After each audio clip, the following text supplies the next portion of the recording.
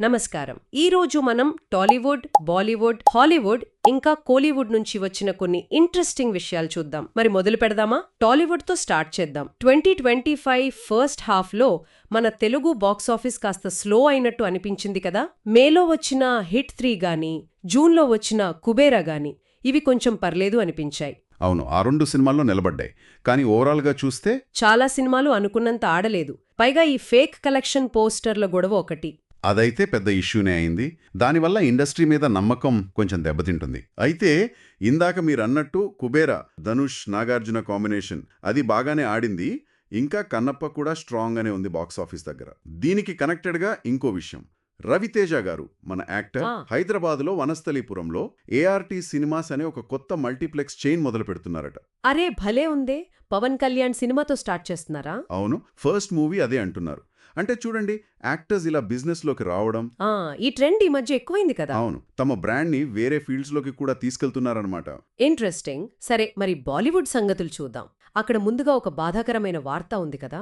అవును, షఫాలి జరీవాలా కాంటాలగా పాటతో చాలా ఫేమస్ అయ్యారు కదా. అవును, బిగ్ బాస్ 13లో కూడా కనిపించారు. ఆమె 42 హఠాత్తుగా చనిపోయారు. చాలా షాకింగ్ న్యూస్ అది. యాంటీ ఏజింగ్ ఇంజెక్షన్ ఏదో రియాక్షన్ ఇచ్చిందంటున్నారు. జాన్వీ కపూర్ లాంటి వాళ్ళు కూడా మీడియా కొంచెం ప్రైవసీ ఇవ్వాలని రిక్వెస్ట్ చేశారు. నిజమే, ఇలాంటి టైంలో అది ముఖ్యం. ఇంకోవైపు బాలీవుడ్లో కొన్ని మైల్ స్టోన్స్ కూడా ఉన్నాయి. కరీనా కపూర్ ఖాన్ ఇండస్ట్రీకి వచ్చి 25 ఇయర్స్ అయ్యింది. 25 ఇయర్స్, గ్రేట్. అలాగే 12th ఫెయిల్ సినిమా ఉంది కదా, విక్రాంత్ మాసేది. ఆ సినిమా అయితే అద్భుతం.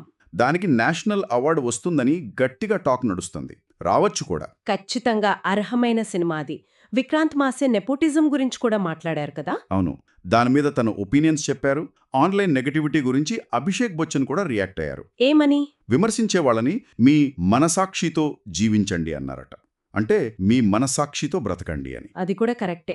ఇక్కడో చిన్న హిస్టారికల్ పాయింట్ కూడా ఉంది. పూనం ధిల్లాన్ గురించి. ఆవిడేనట బాలీవుడ్ సెట్స్లోకి మొదటిసారి వ్యానిటీ వ్యాన్ కాన్సెప్ట్ తీసుకొచ్చింది. అలాగా? అంటే అప్పట్లో లొకేషన్లలో సౌకర్యాలు పెరగడానికి ఇది పెద్ద స్టెప్ అన్నమాట. ఖచ్చితంగా. దానికి కాంట్రాస్ట్గా ఉపాసనా సింగ్ తన 17 ఏళ్లప్పుడు కాస్టింగ్ కౌచ్ ఎదుర్కొన్నానని చెప్పడం చాలా ధైర్యం కావాలి. అవును, కొత్త వాళ్ళకి అది స్ఫూర్తినిస్తుంది. సరే, ఇప్పుడు హాలీవుడ్ వైపు వెళ్దాం. అక్కడ చార్లీస్ థెరాన్, జెఫ్ బెజోస్ల వెడ్డింగ్, దాని ఖర్చు గురించి పెద్ద చర్చే జరిగింది. ఆ $30 మిలియన్ పెళ్లి, దానిమీద చాలా విమర్శలొచ్చాయి. విపరీతమైన ఖర్చు అని. అదే టైంలో హెన్రీ గోల్డింగ్ ఆమెను టామ్ క్రూజ్తో పోల్చాడు కదా యాక్షన్ సీన్స్లో. అవును, ఆమె ఒక అరుదైన వస్తువు అన్నాడు, యాక్షన్ బాగా చేస్తుందని. ఆమె ది ఓల్డ్ గాడ్ 2 కూడా వస్తోంది కదా త్వరలో. అవును, జూలై 2న నెట్ఫ్లిక్స్లో. అయితే హాలీవుడ్ గురించి ఇంకో మేజర్ పాయింట్ ఉంది. అంటే కొంచెం ఆందోళన కలిగించేది. ఏమిటది? లాస్ ఏంజలస్ ఏరియాలో గత 10 ఏళ్లలో సినిమా, టీవీ ప్రొడక్షన్ యాక్టివిటీ దాదాపు 40% తగ్గిపోయిందట. 40%? చాలా ఎక్కువ కదా. కారణం? మెయిన్గా కాస్ట్స్ ఎక్కువవ్వడం, ట్యాక్స్ బెనిఫిట్స్ సరిగా లేకపోవడం, వేరే స్టేట్స్ నుంచి కాంపిటీషన్ పెరగడం. అంటే హాలీవుడ్కే ప్రమాదమన్నమాట. ఒక రకంగా అవును, ఉద్యోగాల మీద ఎఫెక్ట్ పడుతోంది.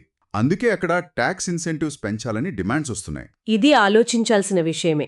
ఇక ఫైనల్గా కోలీవుడ్ ఒక చిన్న అప్డేట్ ఉంది కదా. తమిళ యాక్టర్ శ్రీకాంత్ని డ్రగ్స్ కేసుకు సంబంధించి పోలీసులు పిలిచారట విచారణకు. దాని డీటెయిల్స్ ఇంకా తెలియాలి. అవును, అది ఎలా టర్న్ అవుతుందో చూడాలి. అదే టైంలో కోలీవుడ్లో పెద్ద ప్రాజెక్ట్స్ మీద చాలా బజ్ ఉంది. లోకేష్ కనగరాజ్ ది జీ స్క్వాడ్, ఇంకా అజిత్ కుమార్ ది AK-64. ఆ రెండిటి మీద భారీ అంచనాలున్నాయి.